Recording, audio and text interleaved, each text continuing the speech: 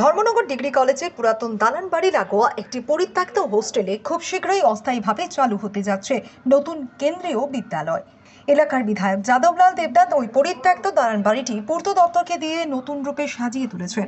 বুধবার সকালে সেই দালান বাড়ি পরিদর্শনে আসেন কেন্দ্রীয় বিদ্যালয় সংগঠনের একটি প্রতিনিধি দল। তাদের ধর্মনগরে স্বাগত জানান বিধায়ক যাদবলাল দেবনাথ। এদিন সকালে বিধায়ক সহযোগে তারা প্রথমে দেখা করেন উত্তর জেলার জেলা শাসক চাঁদনী চন্দ্রনের সাথে। প্রতিনিধি দলে ছিলেন কেন্দ্রীয় বিদ্যালয় সংগঠনের আঞ্চলিক অফিসের সহকারী কমিশনার অনন্ত কুমার শীট ও আগরতলা কেন্দ্রীয় বিদ্যালয়ের অধ্যক্ষ ধর্মেন্দ্র মিশ্র। এরপর বিধায়ক প্রতিনিধি দলের সদস্যদের সাথে নিয়ে কলেজ সংলগ্ন কেন্দ্রীয় বিদ্যালয়ের জন্য তৈরি করা দালান বাড়ি পরিদর্শন করেন।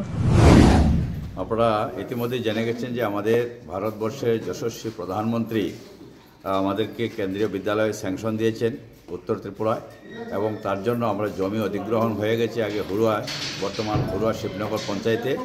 তার জন্য অর্থ বরাদ্দ হয়ে গেছে এবং যে স্যাংশনে বলা হয়েছে যে এই বছরেই অর্থাৎ 2025-26 শিক্ষাবর্ষে আমাদের কেন্দ্রীয় বিদ্যালয় চালু হচ্ছে, এবং এটার জন্য যে পরিকাঠামো যে ব্যবস্থা করা দরকার সেটা আমরা করে দিয়েছি।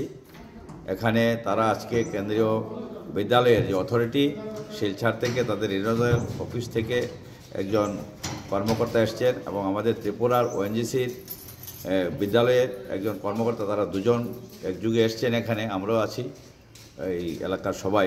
তো তারা প্লিজড হয়েছে যে এই যে ব্যবস্থাপনা আছে, অ্যাকোমোডেশন আছে, এর মধ্যে কেন্দ্রীয় বিদ্যালয় চালু করা পরিপূর্ণতা আছে, এবং এবছরই শুরু হচ্ছে 1 to 5 এবছর চালু হবে।